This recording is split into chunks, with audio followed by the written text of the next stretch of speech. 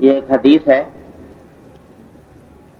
حضرت انس بن مالک رضی اللہ تعالیٰ عنہ نبی کریم سرورت عالم صلی اللہ علیہ وسلم کے خاص خادم تھے. 10 سال تک حضور اقدس صلی اللہ علیہ وسلم کی خدمت کی. وہ فرماتے ہیں کہ میں نے رسول اللہ صلی اللہ علیہ وسلم کو یہ فرماتے ہوئے سنا ہے کہ جس رات معراج میں مجھے اوپر لے جایا گیا تو وہاں میرا گزر کچھ ایسے لوگوں کے اوپر سے ہوا جو اپنے ناخنوں سے اپنے چہرے نوچ رہے تھے. معراج کے موقع پر نبی کریم صلی اللہ علیہ وسلم کو ملأ اعلی کی سیر کرائی گئی. جنت اور جہنم کے بھی نظارے دکھائے گئے سرکار دو عالم صلی اللہ علیہ وسلم. تو وہاں ایک ایسی قوم کے پاس سے گزر ہوا جو اپنے چہرے اپنے ناخنوں سے نوچ رہے تھے. تو میں نے حضرت جبرائیل سے پوچھا کہ یہ کون لوگ ہیں؟ تو انہوں نے جواب دیا کہ یہ وہ لوگ ہیں جو لوگوں کی غیبت کیا کرتے تھے اور لوگوں کی آبروؤں پر حملے کیا کرتے تھے. تو ان کا یہ انجام ہو رہا ہے کہ اپنے چہروں کو اپنے ہی ناخنوں سے نوچ رہے ہیں. یہ حدیث ہے جس میں غیبت کی کا انجام بد بتایا گیا ہے. گفتگو چل رہی تھی اس بات پر کہ انسان کی زبان یہ انسان کو جنت میں بھی لے جا سکتی ہے، جہنم میں بھی لے جا سکتی ہے. اس کو احتیاط کے ساتھ استعمال کرنے کی گفتگو تھی. اتفاق سے جو کتاب میں پڑھا کرتا ہوں آج جب آنے لگا تو دیکھا تو موجود نہیں تھی، شاید یہیں رہ گئی ہو، وہ لا نہیں سکا تھا. تو یہ کتاب سامنے ہاتھ آ گئی. یہ اتنی موٹی کتاب ہے حضرت امام ابن ابی دنیا رحمۃ اللہ علیہ کی، جو بڑے درجے کے محدثین میں سے گزرے ہیں. انہوں نے یہ کتاب لکھی ہے، یہ ساری کی ساری زبان کے استعمال سے متعلق کہ زبان کے کیا کیا گناہ ہوتے ہیں اور زبان کے صحیح استعمال کا کیا ادب ہوتا ہے. اس کے بارے میں احادیث اور صحابہ و تابعین کے آثار انہوں نے اس کتاب میں جمع کیے. اندازہ کر لیجیے اتنی موٹی کتاب ہے. اس سے اندازہ کیا جا سکتا ہے کہ شریعت میں نبی کریم سرور عالم صلی اللہ علیہ وسلم نے انسان کو زبان پر قابو رکھنے کی کتنی اہمیت دی ہے اور کتنا اس کا اہتمام فرمایا ہے کہ اتنی حدیثیں جمع ہو گئی. یعنی پوری پڑھنے کے لیے بھی اگر آدمی عربی جانتا ہو تو ہفتہ بھر چاہیے تب پڑھ سکے گا پوری کتاب. اسی میں یہ حدیث بھی منقول ہے جو میں نے ابھی آپ کے سامنے پڑھی. تو ان میں زبان کے گناہوں میں بدترین سب سے زیادہ خطرناک گناہ ہے دو. یعنی دو ایسے خطرناک اس معنی میں کہ جس میں ابتلا بہت ہے، لوگ مبتلا بہت ہیں اور اس کی قباحت و شناخت دل سے نکلی ہوئی ہے. جھوٹ کو لوگ اگر بولتا بھی ہے تو کم از کم سمجھتا ہے کہ بھئی یہ مجھ سے غلطی ہوئی. لیکن یہ دو خطرناک گناہ ایسے ہیں کہ جن میں ابتلا ہے. کوئی مجلس مشکل سے خالی ہوتی ہے جس میں یہ دو گناہ نہیں ہوتے. ایک غیبت اور ایک چغلی، جس کو حدیث میں نمیمہ کہا گیا.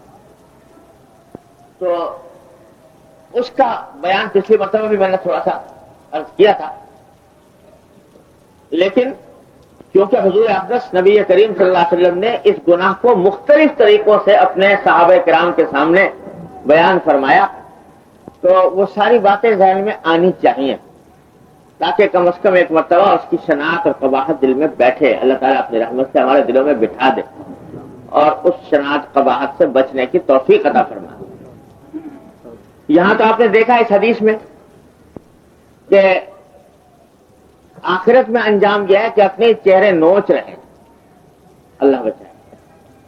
اور ایک روایت میں جہاں تک آیا ہے، روایت بہت زیادہ مضبوط نہیں ہے لیکن معنی کے اعتبار سے صحیح ہے، تو حضور اقدس صلی اللہ علیہ وسلم کی طرف یہ منسوب ہے کہ آپ نے فرمایا کہ غیبت کا گناہ اللہ بچائے زنا کے گناہ سے بھی بدتر ہے، یہ فرمایا۔ اور وجہ یہ بیان فرمائی کہ اگر خدا نہ کرے کوئی شخص بدکاری میں مبتلا ہو جائے تو جب کبھی ندامت ہو، شرمندگی ہو، توبہ کر لے گا تو انشاءاللہ معاف ہو جائے گا، لیکن غیبت کا گناہ اس وقت تک معاف نہیں ہوگا جب تک کہ جس کا حق ہے، جس کی بے آبروئی کی گئی ہے، وہ معاف نہ ہو۔ اتنا خطرناک۔ اور ایک حدیث میں یہ بھی فرمایا، ایک حدیث میں یہ روایت بھی آتی ہے کہ جو لوگ غیبت کرنے والے ہوں گے، بڑے اچھے اعمال کر کے گئے بظاہر دنیا میں، نمازیں پڑھی، روزے رکھے اور عبادتیں کی اور بڑے بڑے اچھے اچھے نیک نیک عمل کیے، تو جب پل صراط کے اوپر سے گزر رہے ہوں گے، آپ جانتے ہیں کہ پل صراط ایک پل ہے جو جہنم کے اوپر سے گزرتا ہے، ہر انسان کو گزرنا ہے، اور وہی جگہ ہے کہ جہاں جو شخص جنتی ہے وہ اس پل کو پار کر کے جنت میں پہنچ جائے گا، اور اللہ بچائے جس کو جہنم میں جانا ہے تو اسی پل سے اس کو کھینچ لیا جائے گا، جہنم میں گر جائے گا۔ تو ایک روایت میں یہ آیا ہے کہ جو آدمی کے لوگ غیبت کرتے تھے ان کو پل کے اوپر روک لیا جائے گا کہ آگے نہیں تم بڑھ سکتے، پار نہیں کر سکتے جب تک کہ تم اس غیبت کا کفارہ نہ کر دو، یعنی جن کی غیبت کی گئی ہے ان سے معافی نہ مانگو اور وہ تمہیں کو معاف نہ کر دیں، اس وقت تک جنت میں داخل نہیں ہوتے۔ بڑے عبادتیں کر کے گیا، ریاضتیں کر کے گیا، مجاہدے کر کے گیا، نفلیں پڑھی، اوراد کیے، سب کچھ کیا، لیکن وہاں کھڑا ہے، رکا ہوا، جب تک کہ آگے نہ ہو۔ ایک حدیث میں نبی کریم صلی اللہ علیہ وسلم نے یہاں تک فرمایا کہ ربا سود جو ہے وہ اتنی خراب، اتنا زبردست گناہ ہے کہ فرمایا کہ اللہ بچائے، اللہ تعالیٰ حفاظت فرمائے کہ اس ربا اتنا زبردست گناہ ہے کہ اس کے اندر بے شمار خرابیاں ہیں اور بہت سے گناہوں کا مجموعہ ہے، اور اس کا ادنا گناہ ایسا ہے جیسے کہ الیاذ باللہ کوئی شخص اپنی ماں کے ساتھ بدکاری کرے۔ اللہ سود کے اوپر اتنا زبردست وعید دنیا میں اور کسی گناہ کے اوپر ایسی وعید نہیں آئی ہوگی، تو ایسا ہے سود کا گناہ۔ پھر اس کے بعد سنیے کہ اگلا جملہ یہ فرمایا کہ اور سب سے بدترین سود خواری یہ ہے کہ کوئی شخص اپنے کسی مسلمان بھائی کی آبرو پر حملہ کرے۔ سود ماں کے ساتھ بدکاری جیسے گھناؤنے جرم کے برابر ہے، اور سب سے بدترین اس میں یہ عمل ہے کہ دوسرے کی آبرو کے اوپر حملہ کرے۔ اختصاص والی بیان فرمائے اللہ۔ ایک روایت میں ہے کہ دو خاتون تھیں حضور اکرم صلی اللہ علیہ وسلم کے زمانے میں، تو انہوں نے روزہ رکھ لیا، روزے سے۔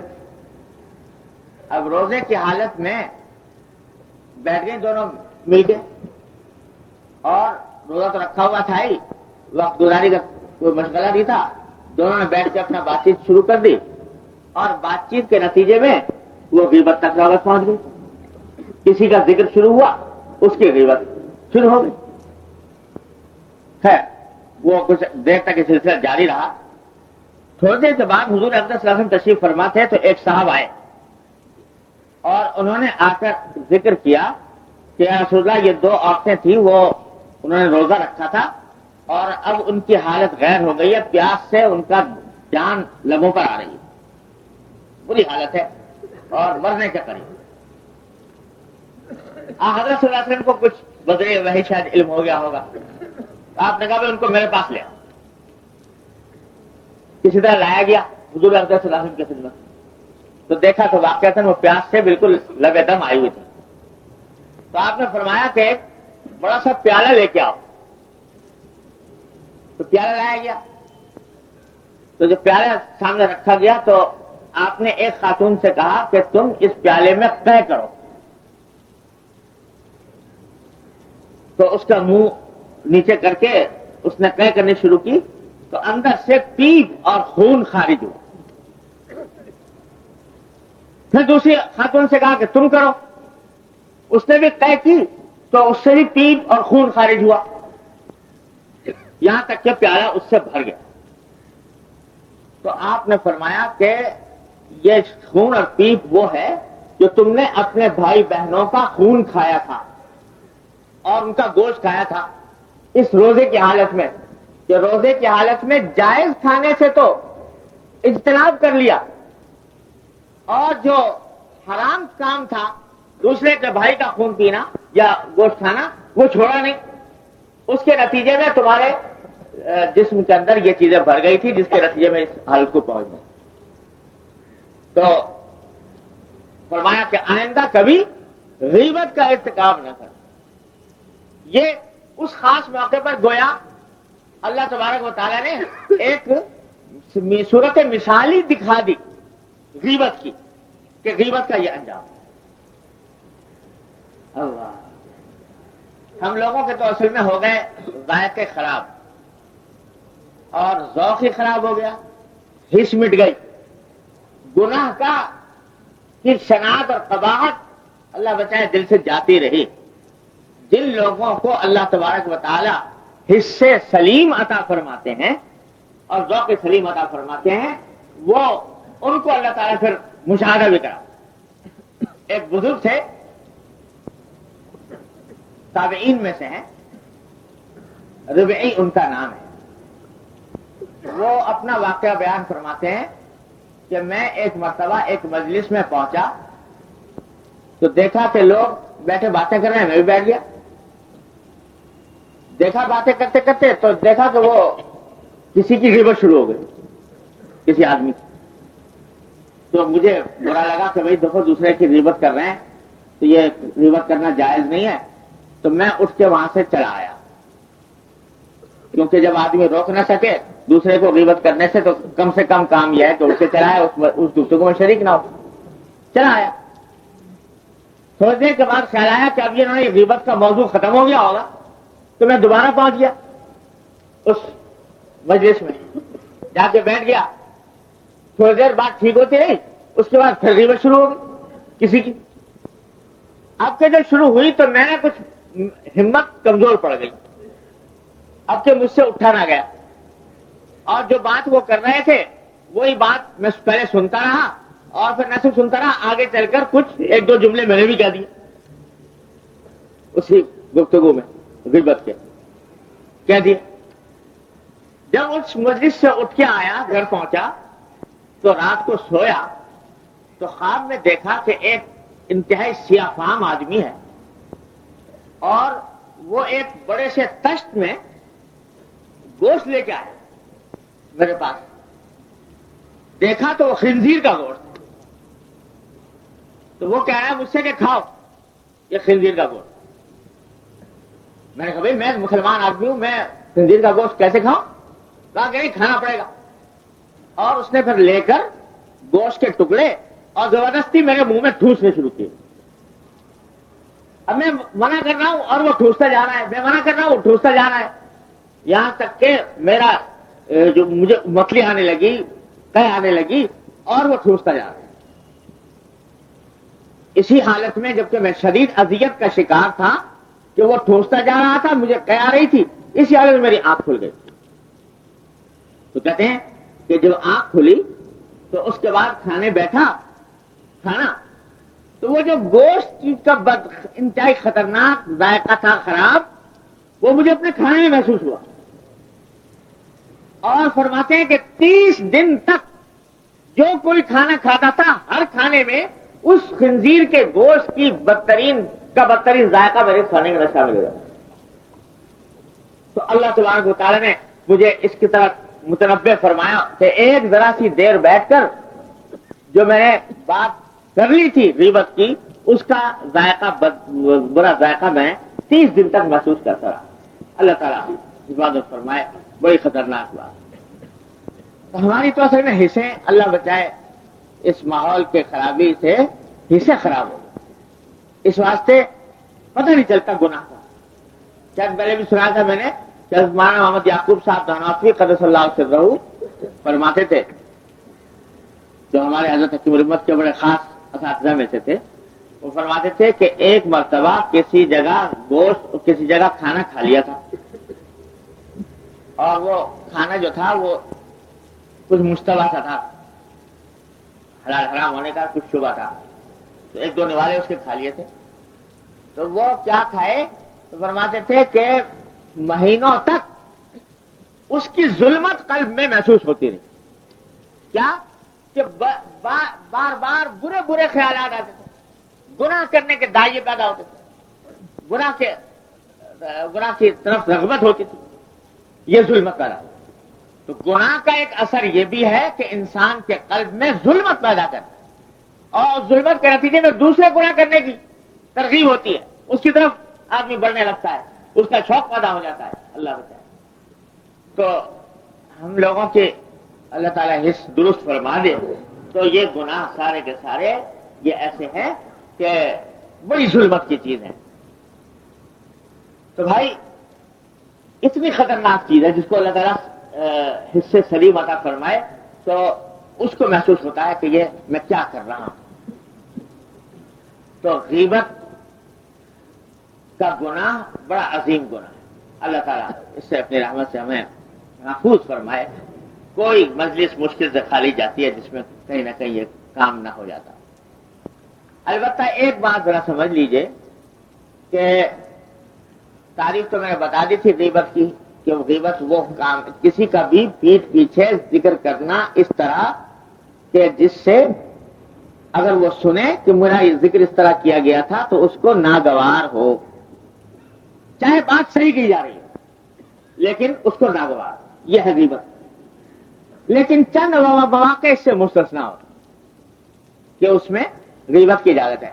شریعت نے ہر چیز کی رعایت رکھی ہے، انسان کی فطرت کی بھی رعایت رکھی ہے، انسان کے جائز ضروریات کی بھی لحاظ رکھا ہے، لہذا غیبت سے چند چیزوں کو مستثنا کر دیا ہے کہ وہ بظاہر ہیں تو غیبت لیکن جائز ہے۔ مثلا کیا؟ سنیے، ایک تو یہ کہ آپ دیکھ رہے ہیں کسی شخص کو کہ وہ ایسا کام کر رہا ہے جس سے کسی دوسرے کو نقصان پہنچنے کا اندیشہ، اور اگر دوسرے کو نہ بتایا گیا تو وہ اس کے ہاتھوں کسی نقصان کا شکار ہو جائے۔ اس وقت میں اگر آپ جا کر اس کو بتائیں کہ بھائی ذرا اس آدمی سے ہوشیار رہنا، تو ایسا کرنا جائز۔ اور یہ بات بھی حضور اقدس نبی کریم صلی اللہ علیہ وسلم نے سکھا دی، ہر بات بیان کر کے تشریف لے گئے۔ حضرت عائشہ صدیقہ رضی اللہ تعالیٰ فرماتی ہیں کہ ایک مرتبہ میں بیٹھی ہوئی تھی حضور اقدس صلی اللہ علیہ وسلم کی خدمت میں، تو تھوڑی دیر کے بعد میں نے دیکھا کہ ایک شخص آ رہے تھے، ایک صاحب آ رہے تھے حضور کی طرف مجلس میں۔ پردہ اس وقت تک پردے کے آکام نہیں آئے ہوں گے، وہ آ رہے تھے سامنے سے، ابھی آ کر بیٹھے نہیں تھے، راستے ہی میں تھے کہ حضور اقدس صلی اللہ علیہ وسلم نے مجھ سے خطاب کر کے فرمایا کہ دیکھو یہ شخص جو آ رہا ہے نا، یہ اپنے قبیلے کا بہت برا آدمی، بئس اخو العشیر، یہ آدمی جو آ رہا ہے یہ بہت برا آدمی ہے اپنے قبیلے کا۔ خیر میں سمجھ کے بیٹھ گئے کہ بھائی برا آدمی ہے، ذرا ہوشیار رہنا چاہیے۔ جب وہ آ گیا تو حضرت صلی اللہ علیہ وسلم نے ان کے ساتھ بڑی نرم الفاظ میں، نرم انداز میں، جیسے کہ آپ کی عادت تھی، گفتگو فرمائی، یہاں تک کہ وہ چلا گیا۔ جب وہ چلا گیا تو حضرت عائشہ نے پوچھا رسول اللہ صلی اللہ علیہ وسلم سے کہ رسول اللہ پہلے تو آپ نے مجھے بتایا کہ یہ بہت برا آدمی ہے، اور جب آپ کے پاس آ کے بیٹھ گیا تو آپ ان سے بڑی نرمی سے اور میٹھے انداز میں گفتگو کرتے رہے، یہ کیا بات ہوئی؟ تو آپ نے فرمایا کہ دیکھو وہ آدمی بدترین آدمی ہے جس سے لوگ اس کے شر کے خوف سے جس کو لوگ چھوڑ دیں. کیا مانا کہ یہ آدمی ایسا ہے کہ یہ اپنی طبیعت کے لحاظ سے اس کے اندر فساد ہے، اور اگر اس کے ساتھ معاملہ نرم نہ کیا جائے تو یہ کوئی فتنہ کھڑا کر سکتا ہے، فساد برپا کر سکتا ہے. اس واسطے نبی ماں کا معاملہ جیسے میری عادت ہے اس کے ساتھ کیا. تو علماء کرام نے اس حدیث کی شرح میں فرمایا کہ یہ پہلے سے جو بتا دیا حضور نے حضرت عائشہ کو کہ یہ برا آدمی، تو یہ بغیر تو غیبت ہوئی. وہ آدمی معلوم نہیں تھا اس کو کہ اس کے پیچھے ہی بات کہی جا رہی ہے کہ یہ برا آدمی ہے، بغیر تو غیبت ہوئی. لیکن غیبت یہ اس لیے جائز ہوئی کہ تاکہ حضرت عائشہ کو متنبع کر دیا جائے کہ کہیں آئندہ وہ اس کے کسی فساد کا شکار نہ ہو جائے. تو کسی شخص کو دوسرے کی خرابی سے بچانے کے لیے، ظلم سے بچانے کے لیے اگر اس کی کوئی بری بات کہہ دی جائے تو یہ غیبت میں داخل نہیں، یہ جائز ہے، بلکہ بعض صورتوں میں واجب ہے. ایک آدمی دیکھا ہے کہ دوسرے کے اوپر حملہ کرنے کی تیاری کر رہا ہے، جان لینے کی، تو ایسی صورت میں واجب ہے کہ اس کو بتائے کہ بھائی تمہاری جان خطرے میں، تاکہ وہ اپنا تحفظ کر سکے. تو ایسے موقع پر غیبت جائز ہو جاتی ہے. اسی طرح ایک مسئلہ اور سمجھ لیجئے جو لوگوں میں مشہور تو بہت ہے لیکن اس کا مطلب لوگ نہیں سمجھتے. یہ بات مشہور ہے اور بعض روایات میں بعض تابعین سے یہ مقولہ بھی منقول ہے کہ انہوں نے فرمایا کہ فاسق کی غیبت نہیں، اور جو شخص بدعات میں مبتلا ہو اس کی غیبت نہیں. جو آدمی فسق و فجور کے اندر مبتلا ہے، فاسق فاجر ہے، اس کی غیبت نہیں. جو بدعات میں مبتلا ہے اس کی غیبت نہیں. تو اس کا مطلب بعض لوگ یہ سمجھتے ہیں کہ جو شخص کہ ایک مرتبہ کسی گناہ کبیرہ میں مبتلا ہے تو اس کی جو چاہو غیبت کرتے رہو وہ جائز ہوگی، یا بدعات میں مبتلا ہے تو اس کی جو چاہو غیبت کرتے رہو وہ جائز ہوگی. یہ مطلب اس کا نہیں. مطلب اس کا یہ ہے کہ جو آدمی علانیہ فسق و فجور میں مبتلا ہے، فرض کرو ایک شخص شراب پیتا ہے والعیاذ باللہ اور چھپاتا بھی نہیں، اعلان کھلم کھلا پیتا ہے، تو اب اگر اس کے بارے میں یہ کہا جائے پیچھے اس کے کہ بھئی وہ شراب پیتا ہے تو یہ غیبت نہیں، اس واسطے نہیں کہ وہ تو خود ہی اس لوگوں کے سامنے اعلان کر رہا ہے کہ میں پیتا ہوں شراب. تو اب اگر اس کا ذکر پیچھے اس طرح کیا جائے کہ وہ شراب پینے والا ہے تو اس سے اس کو کوئی ڈرانی یا کوئی ناگواری اس لیے نہیں ہوگی کہ وہ تو خود علانیہ یہ بات کہہ رہا ہے لوگوں کے سامنے کہ میں پیتا ہوں، علانیہ لوگوں کے سامنے پیتا ہے، تو اس لیے اس کو اگر یہ کہہ دیا گیا کہ شراب پیتا ہے تو یہ غیبت میں داخل نہیں، کیونکہ وہ اس کے ناگوار نہیں ہوگا. لیکن علانیہ جو کر رہا ہے کام لوگوں کے سامنے، اس کا ذکر پیچھے کرنے میں کوئی حرج نہیں. لیکن جو کام وہ دوسروں پر ظاہر کرنا نہیں چاہتا وہ اگر آپ اس کا بیان کریں گے تو وہ غیبت میں داخل ہو. مثلا کھلم کھلا شراب تو پیتا ہے، کھلم کھلا سود تو کھاتا ہے، لیکن کوئی اور اس کی خرابی ایسی ہے جو کھلم کھلا کرنا نہیں چاہتا، لوگوں کے سامنے ظاہر کرنا نہیں چاہتا، اور ہے وہ اس کا ذاتی عیب جس کا نقصان کسی دوسرے کو نہیں پہنچ سکتا، تو اب اس کی غیبت کرنا جائز. یہ ہے مطلب کہ فاسق کی غیبت جائز ہے، یعنی جس فسق و فجور کا ارتکاب وہ کھلم کھلا کر رہا ہو اس کا ذکر کرنا غیبت نہیں. ورنہ حضرت حکیم الامت ہمارے حضرت حکیم الامت مولانا تھانوی قدس اللہ سرہ فرماتے ہیں کہ ایک مجلس میں حضرت عبداللہ بن عمر رضی اللہ عنہما موجود تھے، حضرت عمر کے صاحبزادے، اور وہیں پر کوئی کسی شخص نے حجاج بن یوسف کی برائیاں شروع کر دی. حجاج بن یوسف اپنے ظلم و ستم کے لیے مشہور ہے، تو ان کی برائیاں شروع کر دی. تو حضرت عبداللہ بن عمر نے ٹوکا اور فرمایا کہ دیکھو یہ جو تم ان کی برائیاں کر رہے ہو یہ غیبت ہے، اور یہ مت سمجھنا کہ اگر حجاج بن یوسف کے گردن پر سینکڑوں انسانوں کا خون ہے تو اب اس کی غیبت حلال ہو گئی. اس کی غیبت حلال نہیں ہوئی جہاں اللہ تبارک و تعالی اس سے ان خونوں کا حساب لیں گے جو اس کی گردن پر ہیں، وہاں تم سے اس غیبت کا حساب بھی لیں گے جو اس کے خلاف نہیں. اللہ تو یہ مت سمجھو کہ بھائی وہ تو فلاں فاسق فاضل آدمی ہے، بدعتی آدمی ہے، اس کی جتنی چاہو غیبت کرو، یہ نہیں، بلکہ اس سے اعتراض بات۔ تیسرا استثناء جو ہے غیبت کے سلسلے میں وہ اور ہے، وہ بھی شریعت کے ہماری فطرت کی رعایت کا